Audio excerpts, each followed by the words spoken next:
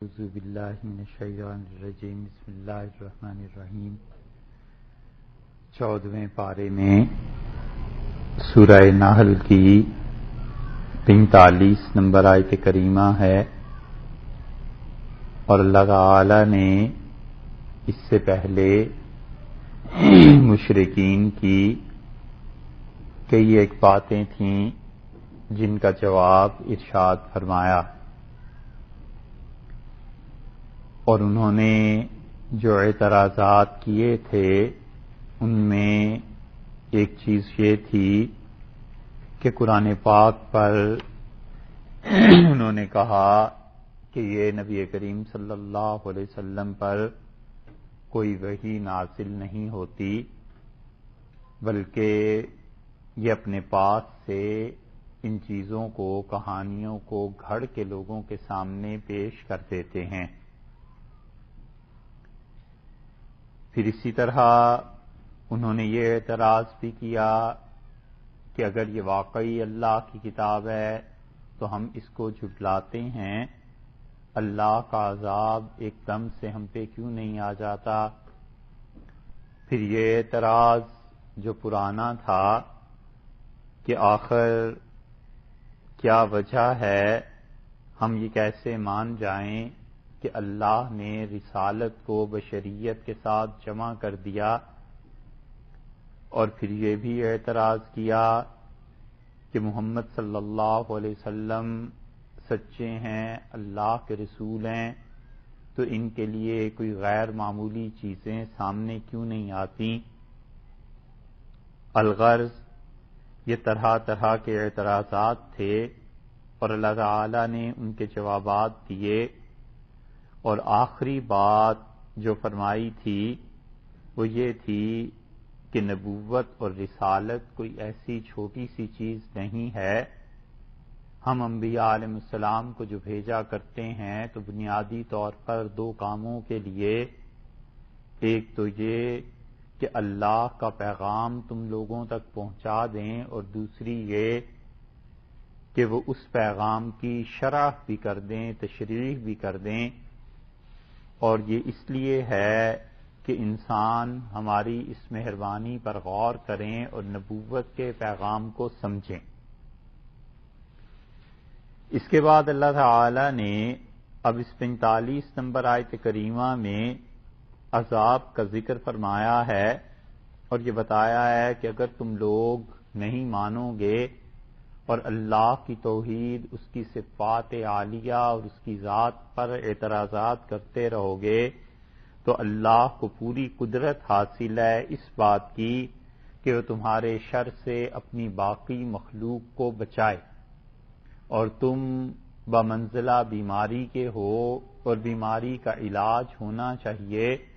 اور تم اس طرح سے ہو کہ انسانوں کو راہ راست سے ہٹا رہے ہو، اور اللہ کا عذاب تمہیں کسی بھی وقت پکڑ سکتا ہے۔ اس لیے ارشاد فرمایا کہ کیا اور افا امینا، کیا لوگ کیا نہ ڈر ہو گئے ہیں، کیا امن میں آ گئے ہیں، کیا لوگوں کو یہ خوف نہیں رہا؟ الذین، ان لوگوں کو مکروا، جنہوں نے مکر کیا، جو برے لوگ ہیں، مکر السیئات، جو تدبیریں کرتے ہیں بری۔ مکر کا لفظ بنیادی طور پر عربی میں تدبیر کے معنی میں استعمال ہوتا ہے، اور یہ لفظ اس کا مطلب یہ ہے کہ کوئی آدمی اپنے کسی مسئلے کو حل کرنے کے لیے تدبیر کرے۔ اگر وہ بری تدبیر ہے تو وہ برا مکر کہلائے گا، اور اگر وہ اچھی تدبیر ہے تو اچھا مکر کہلائے گا۔ یہ مکر کا لفظ جو اردو میں ہمارے ہاں استعمال ہوتا ہے، عربی میں اس سے مختلف ہے۔ ہمارے ہاں مکر کا مطلب ہے شرارت، ہمارے ہاں مکر کا مطلب ہے خالصتاً فریب دینا، دھوکہ دینا، اور کہتے ہیں فلاں آدمی یا فلاں خاتون مکر کر رہی ہے، یعنی دھوکہ دینے کی کوشش کر رہی ہے، اور عربی میں اس کا یہ مطلب نہیں ہے۔ یہ اسی طرح ہے جیسے حرص کا مطلب آپ سے عرض کیا تھا کہ ہمارے ہاں لالچ میں برے معنی میں استعمال ہوتی ہے، اور عربی میں یہ لفظ برے معنی میں نہیں ہے۔ حرص کا مطلب ہے شدید خواہش کسی چیز کی، اور وہ خواہش شر پہ مشتمل ہے، خیر پہ مشتمل ہے، وہ بس اس کی نیت ہے۔ اسی طرح یہاں یہ جو فرمایا ہے کہ مکر السیئات، یعنی وہ لوگ بہت بری جو تدبیر کرتے ہیں، کیا وہ اس بات سے نڈر ہو گئے ہیں، انہیں کوئی خوف اور خطرہ نہیں رہا ہے کس چیز کا؟ اس کے بعد اللہ تعالیٰ نے 4 چیزیں گن دیں کہ ان 4 چیزوں میں وہ کس بات سے نڈر ہو گئے ہیں۔ پہلی بات یہ ہے کہ یہ کہ یخسف اللہ تعالیٰ انہیں دھنسا دے بہم ان کے ساتھ الارض زمین،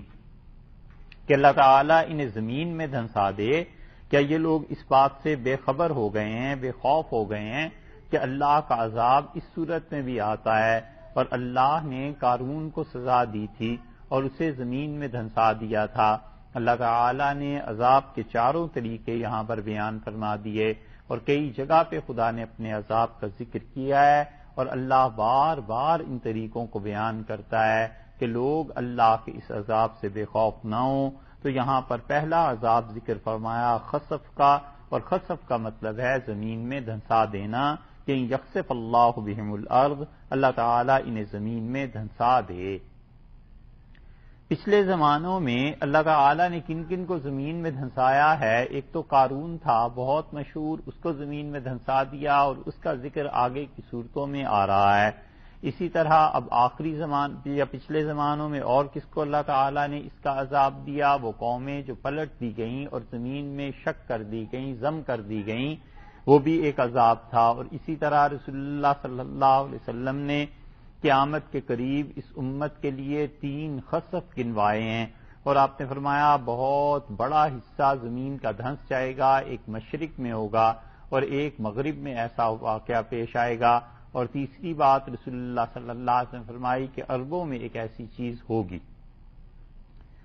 اور وہاں پر لوگ زمین میں دھنسا دیے جائیں گے۔ اسی طرح رسول اللہ صلی اللہ علیہ وسلم نے یہ بھی فرمایا کہ مکہ مکرمہ میں ایک آدمی پناہ لے گا اور لوگ اس کے لیے فوج آئے گی اور فوجیں چاہیں گی کہ اس انسان کو وہاں سے نکالیں، اور بیت اللہ کو گرانے کے ارادے سے وہ لوگ آئیں گے اور جدہ کے ساحل پر اتریں گے۔ اور پھر رسول اللہ صلی اللہ علیہ وسلم فرمایا ایک میدان کے متعلق کہ جب وہ فوج وہاں پہنچے گی تو سب کے سب زمین میں دھنسا دیے جائیں گے۔ ام المومنین ام سلمہ رضی اللہ عنہا نے عرض کیا کہ اللہ کے رسول میں وہ لوگ بھی تو ہوں گے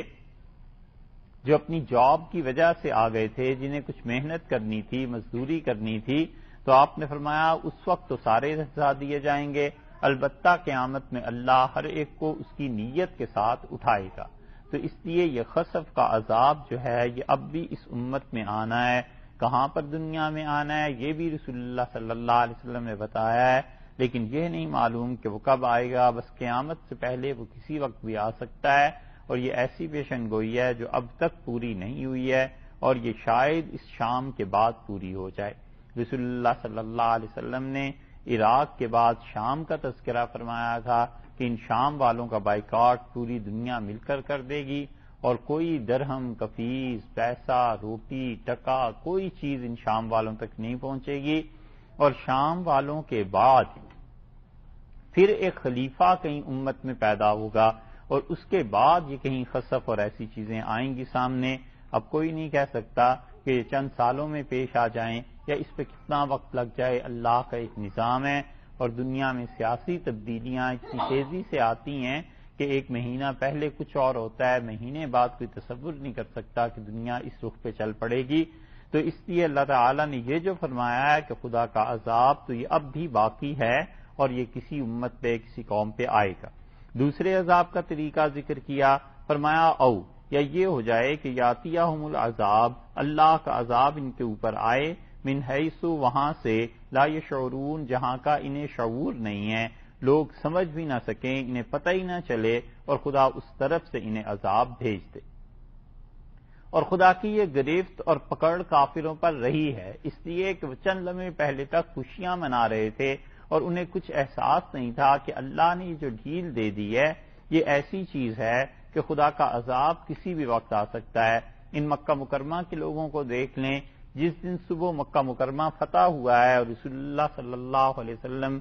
فاتحانہ طور پر مکہ مکرمہ میں داخل ہوئے ہیں، اس سے پہلی جو شام تھی اس میں بھی کسی کو پتا نہیں تھا کہ اللہ کا عذاب اس صورت میں بھی ہم پہ آ سکتا ہے، اور ہم یوں بھی پکڑے جا سکتے ہیں۔ اسی طرح لوط علیہ السلام کی قوم، ان کا ابھی پچھلی صورت میں قصہ گزرا ہے کہ وہ بڑی خوشی سے دوڑتے اور بھاگتے ہوئے آئے لوط علیہ السلام کے گھر، اور انہوں نے کہا کہ انک لتعلم ما نرید، تمہیں خوب پتہ ہے، تم اچھی طرح جانتے ہو کہ ہم کس ارادے سے آئے ہیں۔ اور قرآن نے لفظ یہ استعمال کیا ہے کہ یستبشرون، بڑی خوشی سے، بہت زیادہ مستی کے ساتھ وہ آئے تھے اور خوش ہو رہے تھے کہ آج ان کو اپنی خواہشات پوری کرنے کا موقع ملے گا۔ یہ ہو جایا کرتا ہے کہ اللہ جس انسان کو ڈھیل دے دیں پھر اسے کبھی پکڑ لیتے ہیں، اور اس کا پکڑنا ایک تو ایسے ہو جاتا ہے کہ اللہ تعالی جھٹکا دے دیں، اور یہ مومن انسان کے ساتھ ہوتا ہے، اور ایک یہ ہے کہ خدا اتنا شدید پکڑ لے کہ پھر مہلت نہ دے۔ اگر اللہ اس کو مہلت نہ دے تو اس کا مطلب ہے وہ خدا کے عذاب میں آ گیا، اور اب قیامت میں اس انسان کا حساب و کتاب ہوگا۔ اور ایک یہ چیز ہے کہ مومن انسان کبھی کبھی غافل ہو جاتا ہے اور اسے جھٹکا ایک لگ جاتا ہے۔ اس کی مثال رسول اللہ صلی اللہ علیہ وسلم نے ارشاد فرمائی، آپ نے فرمایا مومن کی مثال ایسے سمجھو جیسے ایک گھوڑا ہے اور اسے کسی نے کھونٹے سے باندھ دیا، اور اس کی رسی بہت لمبی تھی، اور وہ اپنی چراگاہ میں چرتے چرتے دور نکل گیا، اور اس کو وہ جب بہت دور نکل گیا تو وہ آگے جانا چاہتا تھا، پھر اس کو ایک کھنچ لگی، اسے احساس ہوا کہ اوہ یہ تو رسی ہے اور میں بندھا ہوا ہوں، اور پھر وہ واپس اسی کی طرف آ گیا۔ بس مومن کی مثال بھی ایسے ہی ہے، رسول اللہ صلی اللہ علیہ وسلم نے دی کہ یہ مومن آدمی کبھی کبھی غافل ہو جاتا ہے، پھر اس غفلت کے بعد جھٹکا لگتا ہے، اور وہ جھٹکا اصل میں ہوتا ہے تنبیہ کے لیے، اس تنبؤ کے لیے کہ تم اپنی حدود کو کراس کر رہے ہو، باہر نکل رہے ہو، واپس آ جاؤ۔ اچانک کوئی موت کا حادثہ پیش آ جاتا ہے، اچانک کوئی حملہ ہو جاتا ہے، اچانک اسے جھنجھوڑنے کے لیے کوئی چیز پیش آ جاتی ہے ایسی، اور بندہ توبہ کرتا ہے، اللہ کی طرف چل پڑتا ہے، غیر معمولی حوادث ہو جاتے ہیں، رشتہ داروں میں فرق پڑ جاتا ہے، قرض کا بوجھ ہو جاتا ہے، حتیٰ کہ رسول اللہ صلی اللہ علیہ وسلم نے فرمایا کبھی کبھی مومن معیشت کی پریشانی میں مبتلا کیا جاتا ہے اور اس کے لیے رزق تنگ کر دیا جاتا ہے، اور وہ اس کے ایسے گناہ کا کفارہ ہوتا ہے جس کا کوئی کفارہ نہیں ہو سکتا تھا سوائے اس کے کہ اس آدمی پر رزق کی تنگی ہو جائے، تو وہ بھی گویا ایک اعتبار سے خدا کا احسان ہی ہوتا ہے کہ اللہ تعالیٰ اس بندے کو اپنی طرف کھینچ رہے ہوتے ہیں۔ ہوتا مشکل ہے، بڑے تکلیف دہ حالات ہوتے ہیں، لیکن مومن انسان اگر سمجھا ہوا ہو پہلے سے کہ ممکن ہے میری کوئی غلطی ہے اور اللہ تعالیٰ اس ذریعے سے مجھے واپس کھینچنا چاہتے ہیں، تو وہ فوراً توبہ اور استغفار میں لگ جاتا ہے۔ اس کا حل یہی ہے کہ اللہ سے معافی مانگتا رہے، اور عین جب مصیبت آ جائے اس وقت بھی معافی مانگے۔ یہ تو مومن کی کیفیت، اور کافر اس کا رسول اللہ صلی اللہ علیہ وسلم نے فرمایا، اور مومن کی مثال بھی دی۔ آپ نے فرمایا مومن انسان تو یوں سمجھو جیسے پودا ہوتا ہے، اور جدھر ہوا چلتی ہے وہ ادھر کو مڑ جاتا ہے، پھر ادھر سے ہوا چلتی ہے تو اس پودے میں لچک ہوتی ہے، وہ دوسری طرف کو مڑ جاتا ہے۔ اور کافر آپ نے فرمایا وہ تو ایسے درخت کی طرح ہوتا ہے جس کا تنا مضبوط ہو اور وہ اپنی جگہ پر قائم ہو، اور پھر اس کے بعد جب ہوا چلتی ہے تو بس پھر وہ ادھر ادھر نہیں ہوتا، حتیٰ کہ ہوا اسے جڑ سے اکھیڑ کے زمین پہ ڈال دیتی ہے۔ تو منافق اور کافر کو جب اللہ پکڑ لیتا ہے پھر خدا اسے مہلت نہیں دیتا۔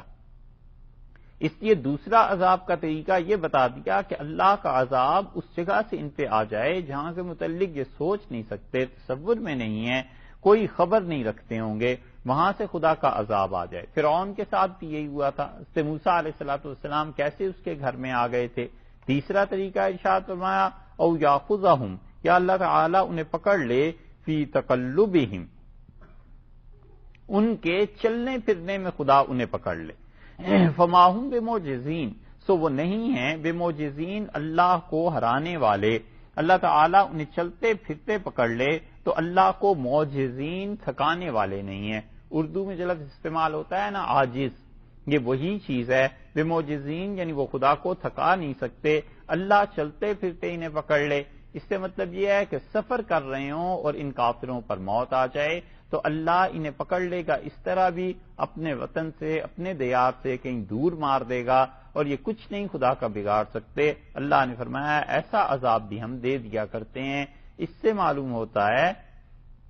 کہ سفر میں موت آ جانا یہ خدا کے عذاب میں سے ایک عذاب ہے کہ کوئی آدمی سفر کے لیے گیا کہیں اور وہ مر گیا، لیکن اس شرط کے ساتھ کہ وہ کافر ہو۔ مومن کے لیے یہ بات نہیں ہے۔ مومن آدمی کے لیے سفر میں موت یہ بہت بڑی بشارت کی چیز ہے اس کے لیے۔ بہت سے لوگ ہوتے ہیں اپنے بچوں سے کسی ملک میں، اپنی اولاد سے معیشت میں، یا آدمی اپنے لیے کہیں سفر کرتا ہے اور سفر میں اس کا انتقال ہو جاتا ہے، وہ مومن انسان کے لیے خدا کی رحمت ہے۔ کافر کے متعلق کہا ہے کہ چلتے پھرتے ہم اسے کہیں پکڑ لیں گے اور وہ ہمیں ہرا نہیں سکے گا۔ رحمت اس اعتبار سے ہے کہ حدیث میں آیا ہے نسائی وغیرہ میں، ابن ماجہ میں، کہ ایک آدمی کا مدینہ منورہ میں انتقال ہوا اور وہ صحابی رضی اللہ عنہ کی تدفین جب ہو رہی تھی تو رسول اللہ صلی اللہ علیہ وسلم کھڑے تھے اور رسول اللہ صلی اللہ علیہ وسلم کے سامنے یہ بات ہوئی، لوگوں نے اس پہ رشک کا اظہار کیا کہ اس کو مدینہ منورہ میں موت آئی۔ ظاہر ہے مدینہ منورہ کی موت ہر آدمی اس کی تمنا کرتا ہے۔ رسول اللہ صلی اللہ علیہ وسلم نے فرمایا کاش کہ اسے یہاں موت نہ آتی اور اسے سفر میں موت آتی۔ تو صحابہ کرام رضی اللہ عنہ نے پوچھا اللہ کے رسول سفر میں موت آتی تو پھر کیا ہوتا؟ آپ نے فرمایا جب کوئی آدمی سفر میں مرتا ہے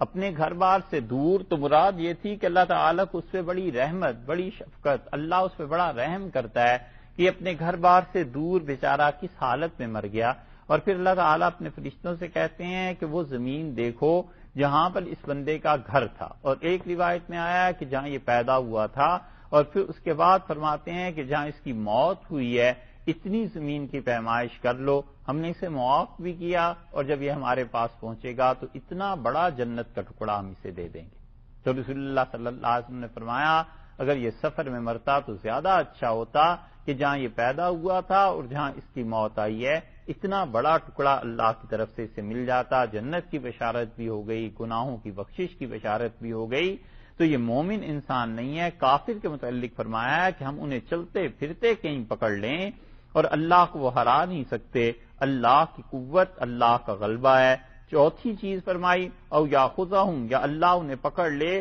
علی تخوف،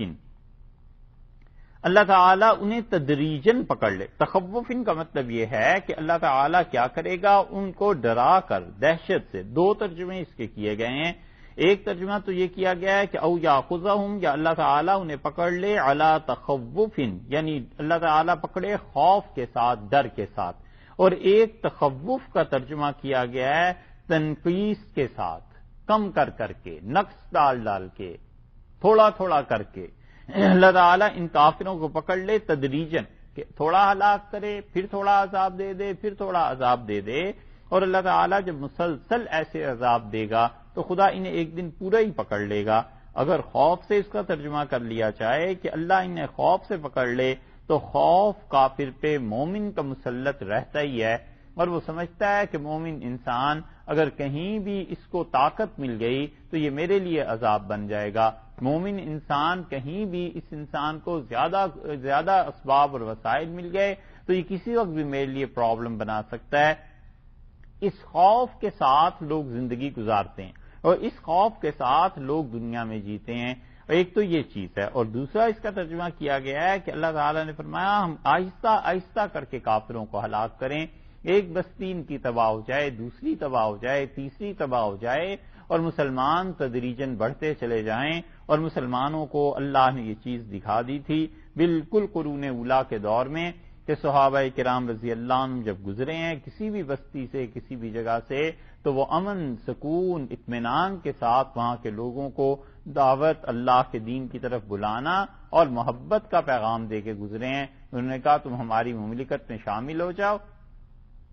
اور عراق پر جو قبضہ ہے تمہارا یہ قائم رہے گا۔ حضرت عمر رضی اللہ عنہ کے دور میں ایک معرکۃ الآراء بحث ہوئی شورا کے درمیان، اور بڑے بڑے اکابر صحابہ رضی اللہ عنہ نے اس میں حصہ لیا۔ جب عراق فتح ہو گیا اور حضرت عمر رضی اللہ عنہ نے کئی دن وہ شورا کی میٹنگ رکھی اور مسلسل بحث ہوتی رہی اور کوئی فیصلہ نہیں ہو سکا۔ ایک دن حضرت عمر رضی اللہ عنہ نے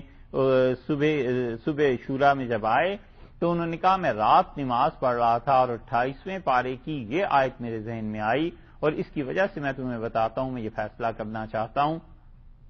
پارا آیا تو وہ لمبی بحث ہے، انشاءاللہ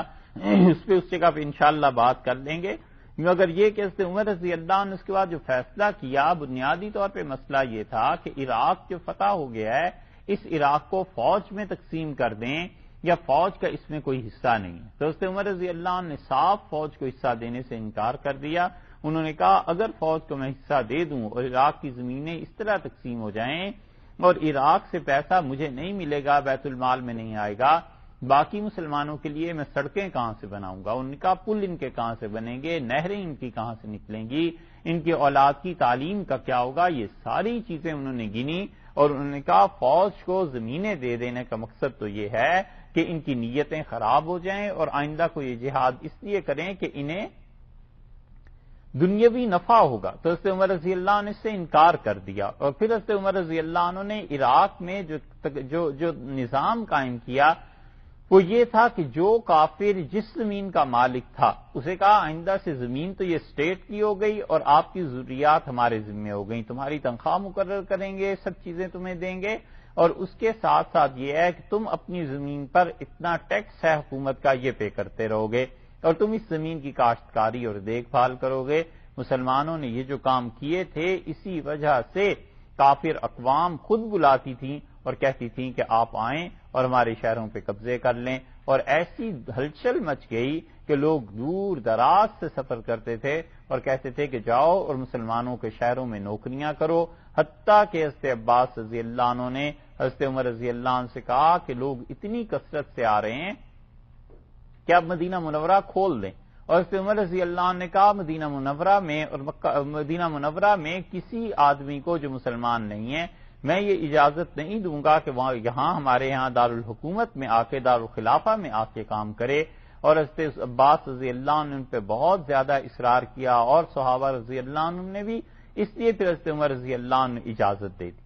اور جس دن ان پہ حملہ ہوا ہے انہوں نے کہا بلاؤ عباس کو، میں اسی بات سے ڈرتا تھا کہ اگر دارالحکومت میں ہم دارالخلافہ میں اجازت دے دیں گے غیر مسلموں کو آنے کی تو پھر احتیاط کا پہلو نہیں رہے گا، انہیں بلاؤ اور انہیں بتاؤ کہ آج تمہیں پتہ چلا میری مصلحت کا۔ تو اتنی زیادہ پریشر بھی بڑھ گیا تھا دوسری طرف سے کہ لوگ دور دراز کے علاقوں سے آتے تھے اپنے ممالک چھوڑ کے اور کہتے تھے کہ مسلمانوں کے ہاں جاؤ اور نوکری کرو۔ تو اللہ نے فرمایا کہ انہیں اس بات کا نہیں ہے کہ ہم تدریجاً کفر کو مٹا دیں، آہستہ آہستہ کافر پیچھے ہٹتے چلے جائیں، مسلمان غالب آ جائیں۔ فَإِنَّ رَبَّكُمْ، یہ جو اب تک فیصلہ نہیں کر دیا تو اس کی وجہ یہ ہے کہ بلا شبہ تمہارا پروردگار لرؤوف الرحیم، لرؤوف بہت ہی، اللہ تعالیٰ کیا ہے، رؤوف ہے، بڑا نرم ہے۔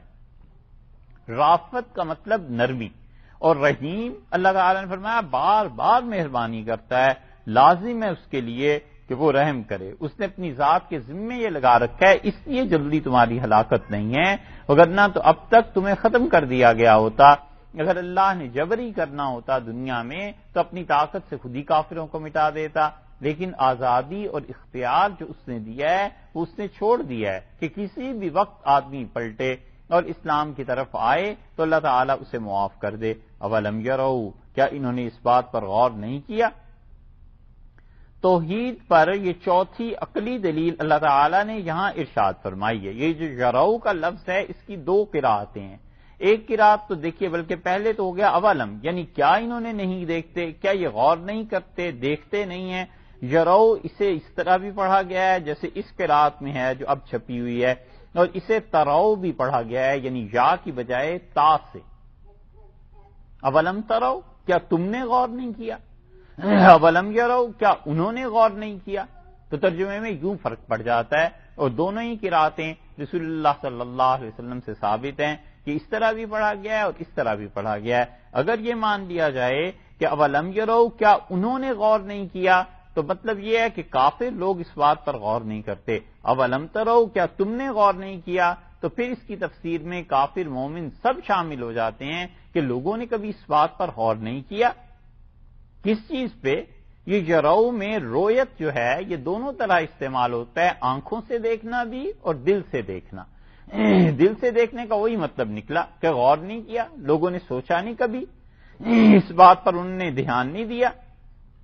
کیا چیز؟ الا طرف ما خلق اللہ، جو چیزیں اللہ نے پیدا کی ہیں کیا لوگوں نے اس بات پر غور نہیں کیا؟ من شیئن، کوئی ایک بھی چیز، کیا لوگ غور نہیں کرتے ہماری تخلیق پہ؟ اللہ نے جو کچھ پیدا کیا ہے، کوئی ایک بھی چیز لے لیں، اس پر غور کریں، اس پر سوچیں، اس کو دیکھیں، معلوم ہوا کہ ساری چیزوں کی تخلیق کی نسبت اللہ نے اپنی طرف کی، کہ ہر چیز ہم نے پیدا کی ہے، انسانوں کو، جانوروں کو، جنات کو، کائنات میں جتنی بھی چیزیں نظر آتی ہیں یہ ساری چیزیں ہماری تخلیق ہیں، ہم اس کے خالق ہیں۔ پہلی بات تو یہ پتہ چلی، اور دوسری ایک بات یہ بھی پتہ چل گئی اس سے کہ اللہ بار بار دعوت دیتا ہے اس بات کی کہ لوگ سوچیں، لوگ غور کریں، بے فکری کی زندگی نہ گزاریں، فکر کریں، غور کریں۔ یہی وہ چیز ہے جو صحابہ کرام رضی اللہ عنہم کو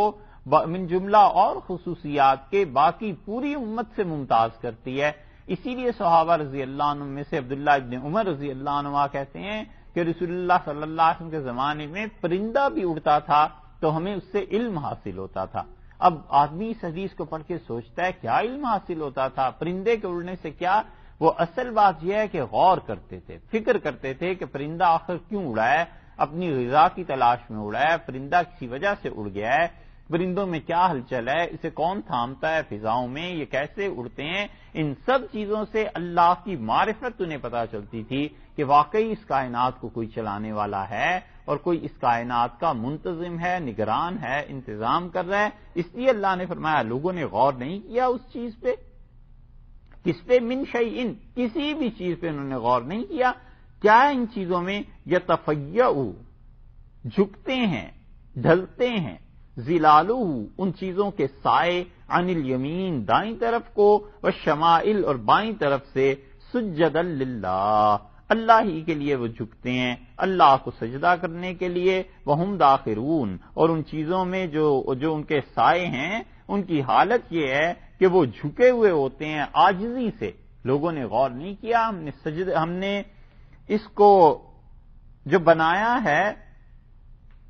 ظلال، سایوں کو، تو یہ دائیں اور بائیں طرف کو جھکے ہوئے ہوتے ہیں، دائیں طرف کو جھکے ہوئے ہوتے ہیں، یعنی یہ یاد کریں لوگ کہ کیا چیز ہے۔ ہر چیز ٹھیک دوپہر جب ہوتی ہے، جب وہ نون کا ٹائم جسے کہتے ہیں، جب سورج بالکل نصف النہار پہ پہنچتا ہے تو ہر چیز اس کا سایہ وہ کھڑا ہو جاتا ہے، اور جب دن ڈھلتا ہے پھر سائے جھکتے ہیں، پھر جھکتے جھکتے شام ہو جاتی ہے، پھر وہ سائے زمین پر پڑ جاتے ہیں۔ نماز میں جیسے کھڑے سے آدمی رکوع میں جاتا ہے، رکوع سے سجدے میں جاتا ہے، اسی طرح ہر چیز کھڑی ہے، پھر اس کے بعد اس کا سایہ بڑھتا ہے، اور کسی ملک میں کسی موسم میں دائیں طرف، کسی موسم میں بائیں طرف، کسی ملک میں کہیں، کسی ملک میں کہیں۔ اللہ نے فرمایا انہوں نے اس پہ غور نہیں کیا، سایوں پہ، یہ کیسے پیدا ہوتے ہیں۔ اب سائے جیسے پیدا ہوتے ہیں کیسے؟ سایہ تو اس وقت پیدا ہوتا ہے جب روشنی کے سامنے کوئی ایسا جسم آ جائے جسے روشنی کراس نہ کر سکے، تو پھر اس کی وجہ سے سایہ بن جاتا ہے۔ اللہ نے فرمایا اس پہ بھی غور کرو، سجدا للہ، یہ اللہ کے فرما بردار ہیں، اللہ کو سجدے کرتے ہیں۔ اس سجدے سے وہ مراد سجدہ نہیں ہے جو عبادت کا سجدہ ہے یا جو نماز میں کیا جاتا ہے، یہاں پر وہ سجدہ مراد ہے لغوی طور پر کہ یہ سائے جو ہیں یہ سب کے سب جو جھکے ہوئے ہوتے ہیں یہ حقیقت میں اللہ ہی کے سامنے جھکے ہوئے ہوتے ہیں، وہم داخرون، عاجزی کرتے ہیں خدا کے سامنے، اور دائیں اور بائیں۔ اسی لیے اللہ تعالی نے یہاں پر سجدے کا جو ذکر فرمایا ہے کہ سجدا للہ، تو مطلب انتہائی عاجزی جو ہے، بس اس کے مظہر یہ تمہارے سائے ہیں، ہر چیز کا سایہ پڑتا ہے، اور یہ سایہ اللہ کے قبضے میں ہے، اللہ تعالیٰ نے اسے اپنے سامنے رکھا ہوا ہے، اور یہ سائے بنیادی طور پر سجدہ کرنے والے ہیں۔ اور پھر صرف سائے ہی نہیں، اگلی آیت میں فرماتے ہیں وَلِلَّهِ يَسْجُدُ، اور اللہ ہی کے سامنے جھکتی ہیں، سجدہ کرتی ہیں، ما، ہر وہ چیز، فی السماوات، جو کہ آسمانوں میں۔ یہاں پر جو ما کا لفظ لائے ہیں اسی طرح یہ جو اس میں 49 نمبر آیت میں جو ما کا لفظ لائے ہیں کہ وَلِلَّهِ يَسْجُدُ، اللہ تعالیٰ کو سجدہ کرتی ہے ہر وہ چیز جو آسمانوں میں ہے۔ اسی طرح اس سے پچھلی آیت کو اگر آپ دیکھیں 47 نمبر آیت میں، وہاں بھی اللہ تعالیٰ ما کا لفظ لائے ہیں کہ اولم یروا الی ما خلق اللہ، کیا انہوں نے دیکھا نہیں ہے تمام وہ چیزیں، ما سے مراد تمام وہ چیزیں۔ اسی طرح للہ یسجد ما، ہر وہ چیز جو آسمانوں میں ہے، وما فی الارض، اور ہر وہ چیز جو زمینوں میں ہے، لوگ غور نہیں کرتے، یہ اللہ ہی کو سجدہ کرتے ہیں، اللہ تعالیٰ ہی کو سجدہ کرتے ہیں ہر سجدہ۔ تو سجدے سے مراد یہاں کیا ہے؟ یہاں بھی فقہاء مفسرین لکھتے ہیں کہ لغوی سجدہ مراد ہے، شرعی نہیں، کیونکہ ہم ہزاروں کافروں کو دیکھتے ہیں وہ اللہ کو کوئی سجدہ نہیں کرتے۔ تو پھر یہ کیا مطلب ہوا؟ مطلب یہ کہ ہم نے انسانوں کو جن چیزوں کو بھی بنایا ہے یہ سب سجدہ کرتے ہیں۔ آگے دیکھیے تو بات اور واضح ہو جاتی ہے، وَلِلَّهِ يَسْجُدُ مَا فِي السَّمَاوَاتِ، اور اللہ ہی کو سجدہ کرتی ہے ہر وہ چیز جو آسمانوں میں ہے، وَمَا فِي الْأَرْضِ، اور جو زمینوں میں ہے، مِن دَابَّةٍ، جانوروں سے لے کر، رینگنے والے جانور، وَالْمَلَائِکَةُ، اور فرشتے، وَهُمْ لَا يَسْتَكْبِرُونَ، اور یہ فرشتے ہمارے بالکل مغرور نہیں ہیں، بالکل غرور نہیں کرتے۔ لوگوں نے اس بات پر غور نہیں کیا کہ دابہ سے لے کے ملائکہ تک، دابہ دبہ یدب، وہ چیز جو زمین میں رینگتی ہے، مثلا چونٹیاں ہیں، کیچوے ہیں، حشرات الارض ہیں، کتنی چیزیں ہیں جو صرف زمین پہ رینگتی ہیں، سانپ ہے، یہ زمین پہ رینگتے ہی ہیں نا، اتنی چھوٹی مخلوق سے لے کر پھر اس کے بعد آگے جانور آ گئے بڑے، پھر انسان آ گئے، پھر جنات آ گئے، آگے چل کے انتہا پہ دیکھیں تو فرشتے آ گئے جن میں اللہ تعالیٰ نے کوئی نافرمانی رکھی نہیں ہے، وہاں یہاں سے لے کے وہاں تک یہ جتنی چیزیں ہیں سب کی سب اللہ کو سجدہ کرتی ہیں، یعنی اللہ کی فرما بردار ہیں۔ اللہ تعالیٰ کی فرما برداری ان میں کیسے ہے؟ خدا نے جس میں دل رکھا ہے اس کو لگا دیا ہے کہ بھئی تم نے خون پمپ کرنا ہے، اور وہ خون پمپ کرتا رہتا ہے۔ اللہ نے یہ رکھ دیا ہے اس میں کہ تمہارا سایہ بننا ہے، آدمی اپنے سائے کو دور نہیں کر سکتا۔ اسی طرح اللہ تعالیٰ نے اس کی فطرت اور جبلت میں یہ چیز رکھ دی ہے کہ وہ ہاتھ سے پکڑے تو وہ ہاتھ سے پکڑ لیتا ہے لیکن ہاتھ سے دیکھ نہیں سکتا، آنکھوں کو دیکھنے کے لیے لگا دیا ہے تو اب آنکھوں سے آدمی سن نہیں سکتا۔ اللہ نے کہا یہ ساری کائنات میری ہی تابع ہے، میری ہی تابع چل رہی ہے، حتیٰ کہ کافر آدمی اس کا اندر بھی اس کا سارا معاملہ ایمان کی طرح ہے، یعنی اللہ کے لیے وہ بھی جھکا ہوا ہے۔ کافر بھی یہ نہیں کر سکتا کہ وہ اپنے منہ سے دیکھنا شروع کر دے اور آنکھ سے سننا شروع کر دے، یہ سب چیزیں اس کے بھی بس میں نہیں ہیں۔ یہ سب کیا ہے؟ اللہ نے فرمایا ہے ہم نے لگا رکھا ہے اسے، اور اس طرح اللہ نے اسے لگا رکھا ہے کہ یہ سب کے سب سجدہ کرتے ہیں اللہ کو۔ ما فی السماوات من دابۃ، یہ جو لفظ ارشاد فرمائے ہیں یہاں اللہ تعالی نے، یہ مفسرین نے لکھا ہے بڑے قابل غور ہیں، اور وہ کہتے ہیں کہ دیکھو یہ بات تو ہوئی کہ اللہ کو سجدہ کرتی ہے ہر وہ مخلوق جو آسمانوں میں ہے اور جو زمین میں ہے، من دابۃ، رینگنے والی۔ تو وہ کہتے ہیں یہ رینگنے والی مخلوق ایک اور ملائکہ دو کا ذکر ہو گیا۔ ملائکہ تو آسمان میں بھی ہیں، زمین میں، اس پہ کوئی اشکال نہیں ہے، لیکن من دابۃ جو فرمایا ہے نا کہ آسمانوں میں، تو وہ کہتے ہیں آسمانوں میں کون سی مخلوق رینگتی؟ آسمانوں میں آخر کہاں سے جانور ہیں ایسے؟ پھر وہ کہتے ہیں یہ دلیل ہے اس بات کی کہ اس زمین کے علاوہ بھی کہیں آبادی ہے، کیونکہ اللہ تعالیٰ نے فرمایا آسمانوں میں اور زمین میں، تو یہ تو ہمارے سمجھنے کو، وگرنہ ان آسمانوں میں یعنی دیگر سیاروں میں کہیں نہ کہیں کوئی آبادیاں ہیں، اور ان آبادیوں کے لیے اللہ نے فرمایا وہ بھی جو ہیں وہ بھی ہمارے سامنے سجدہ ریز ہوتے ہیں۔ اور اسی کی تائید رسول اللہ صلی اللہ علیہ وسلم کے اس فرمان سے بھی ہوتی ہے کہ آپ سے پوچھا گیا کہ جو سیارے ہیں ان میں کوئی مخلوق ہے، تو آپ نے فرمایا ان میں بھی سارے سلسلے ہیں، ان میں بھی ایک آدم آیا تھا جیسے تم میں آدم علیہ السلام آئے تھے، اور ان میں بھی نبوت کے سلسلے چلے جیسے تم میں چلے تھے، البتہ میں تمہارے لیے بھی اور ان کے لیے بھی آخری نبی میں ہی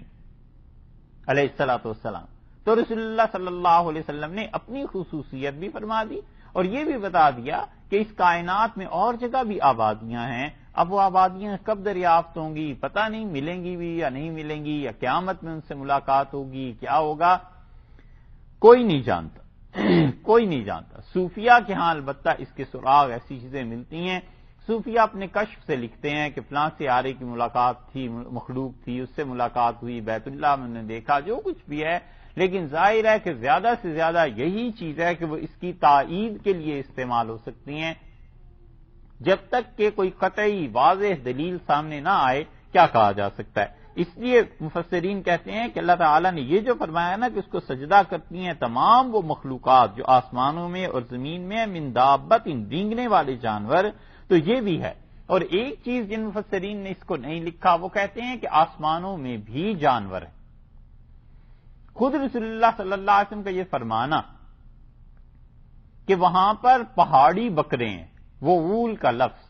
آپ نے فرمایا، یہ پہلے ایک مرتبہ بحث گزر چکی ہے، تو اس وول کا آپ نے کہا وہاں پہاڑی بکرے ہیں، اور آپ نے وہ اشعار سنے جو زمانہ جاہلیت کے تھے، تو آپ نے کہا اس نے سچ کہا ہے،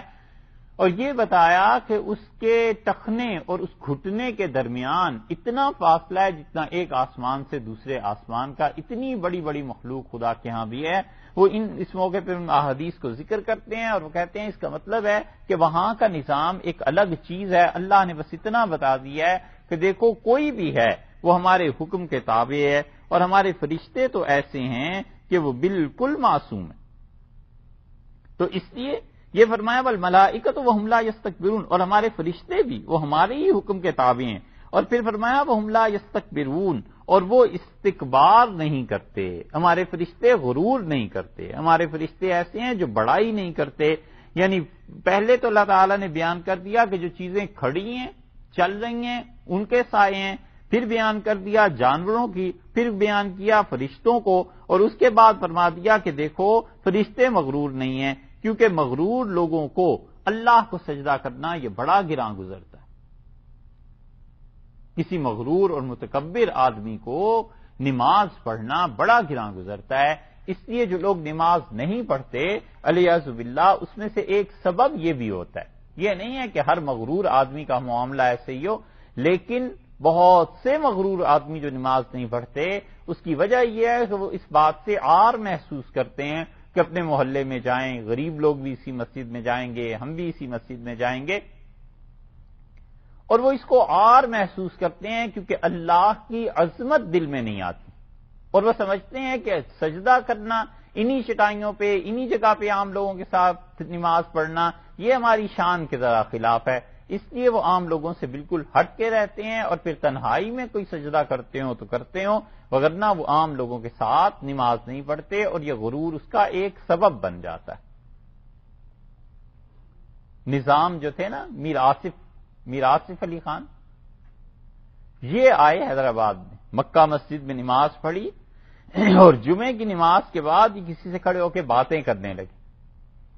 تو ایک عام آدمی تھا، تاریخ میں ان کے آتا ہے یہ تاریخ جو ہے آصفیوں کی، اس میں یہ حیدرآباد والوں کو تو پتا ہوگا، انہوں نے نماز پڑھی، اور نماز پڑھ کے وہ کھڑے ہو کے کسی آدمی سے بات کرنے لگے، تو ایک آدمی تلاوت کر رہا تھا، بوڑھا سا آدمی تھا، تو اس نے ادھر دیکھا اور کہا زور سے کی،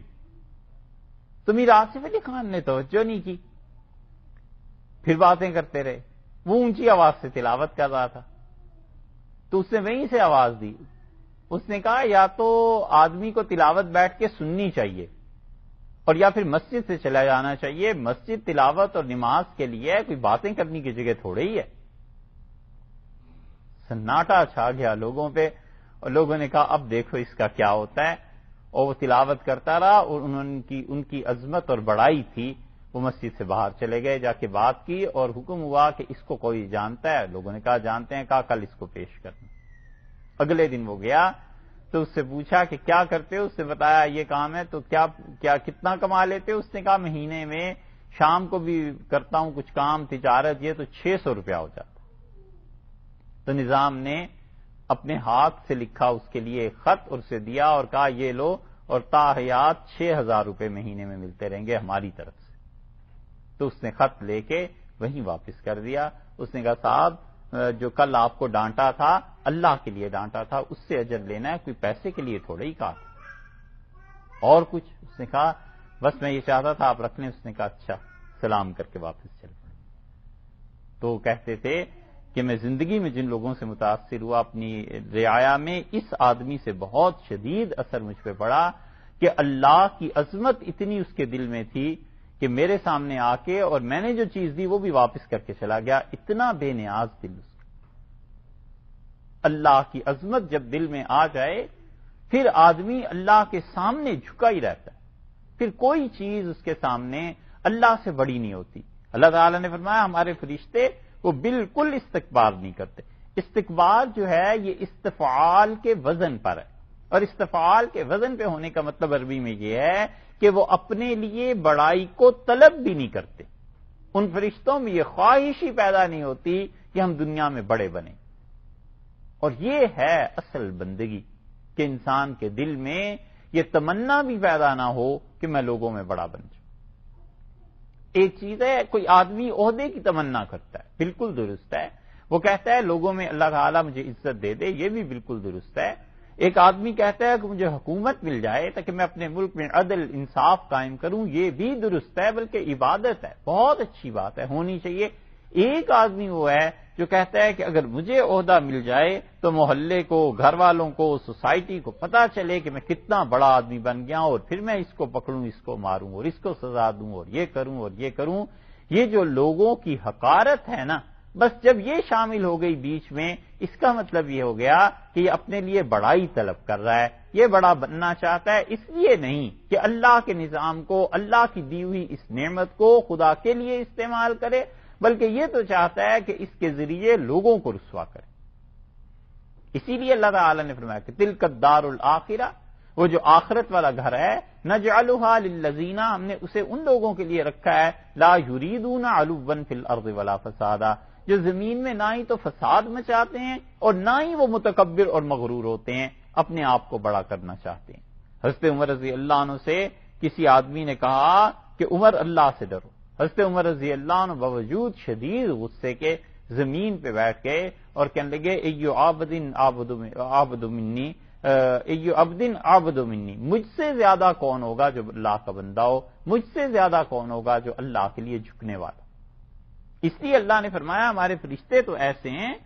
کہ وہ سرے سے اپنے لیے بڑائی کو طلب ہی نہیں کرتے، وہ بالکل بڑا بننا ہی نہیں چاہتے۔ اللہ کا حکم، اللہ کا جلال، اللہ کا روب، رسول اللہ صلی اللہ علیہ وسلم نے بتایا، آگے آیا ہے نا 23ویں پارے میں والصافات صفا، اور قسم ہے ان فرشتوں کی جو صفوں کی صفیں لگی ہوئی۔ رسول اللہ صلی اللہ علیہ وسلم فرمایا میں جب معراج میں گیا تو اللہ کے فرشتوں کو میں نے دیکھا صفوں کی صفیں سجدے میں پڑی ہوئی ہیں، کہیں دیکھا رکوع ہی سارے کر رہے ہیں، کہیں دیکھا ہاتھ باندھ کر سارے کھڑے ہیں، اور آپ نے فرمایا میں نے اسرافیل کو دیکھا، اور میں جب اس کے پاس سے گزرا تو اس نے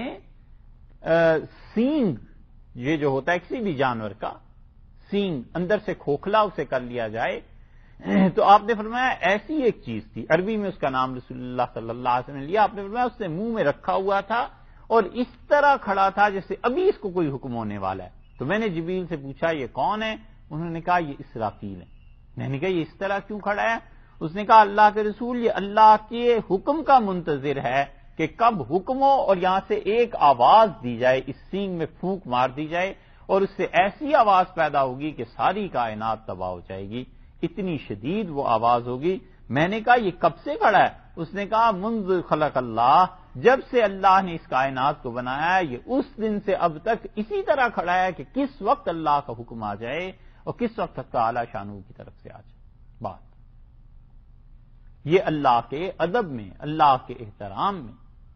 اسی لیے آپ دیکھیں نا ذرا سی اوپر کی سوسائٹی میں، وزراء کے درجے میں، آرمی میں بریگیڈیئر جنرل اس درجے میں،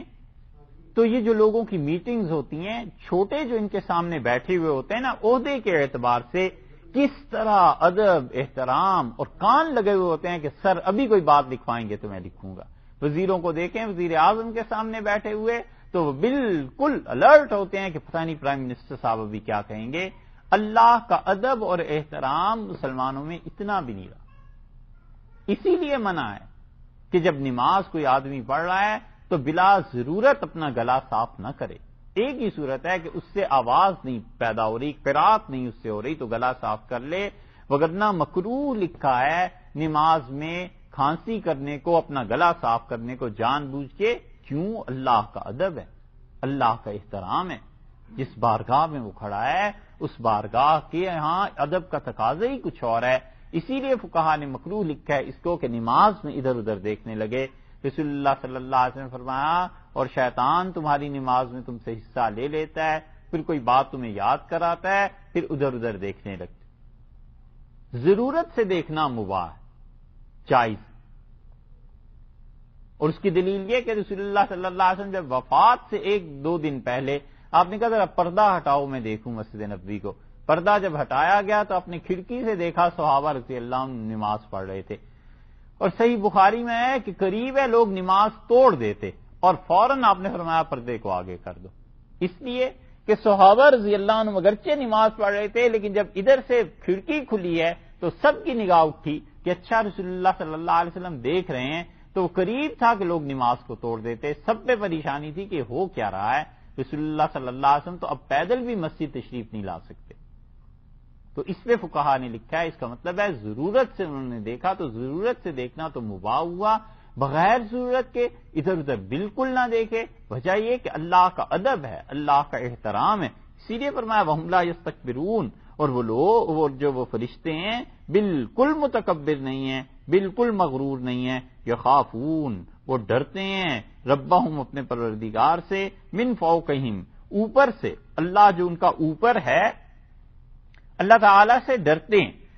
یا لفظ ارشاد اللہ تعالی نے یہ فرمایا ہے کہ اپنے پروردگار سے ڈرتے ہیں اوپر سے، فوق کا لفظ آ گیا نا، یہ تحت کے برعکس ہے، تحت نیچے، فوق اوپر،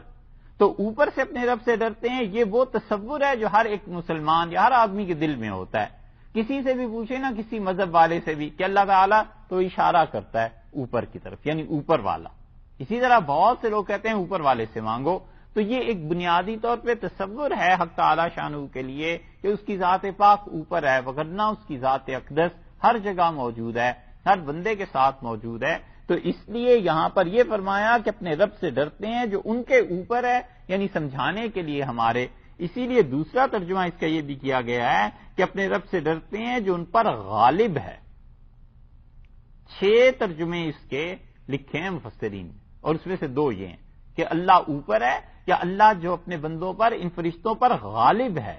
فوق کا مطلب غلبہ بھی ہے نا، کہ غلبے کے اعتبار سے، فوق کا مطلب جگہ کے اعتبار سے، فوق کا مطلب رتبے کے اعتبار سے، کہ جو رتبے میں ان سے بڑھا ہوا ہے، یعنی حق تعالی شانہ سب سے بڑھے ہوئے ہیں۔ تو اس لیے فرمایا کہ اللہ سے ڈرتے ہیں جو ان کے اوپر ہے۔ رسول اللہ صلی اللہ علیہ وسلم کے پاس بھی ایک عورت لائی گئی تھی اور آپ نے کہا این اللہ، اللہ کہاں ہے؟ تو بول نہیں سکتی تھی، اس سے اوپر کی طرف اشارہ کیا کہ اللہ تعالیٰ وہاں ہے۔ آپ نے فرمایا ومن انا، میں کون ہوں؟ تو اس نے اشارہ کیا یعنی اللہ نے آپ کو بھیجا ہے۔ تو رسول اللہ صلی اللہ علیہ وسلم اسے آزاد کر دو، یہ مومن ہے،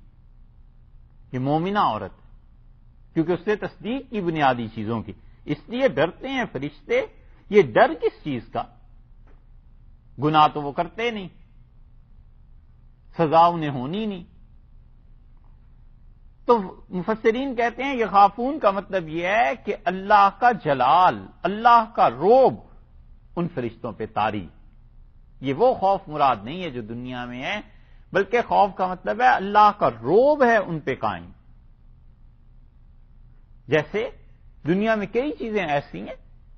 کہ بچے بالکل ٹھیک ہوتے ہیں،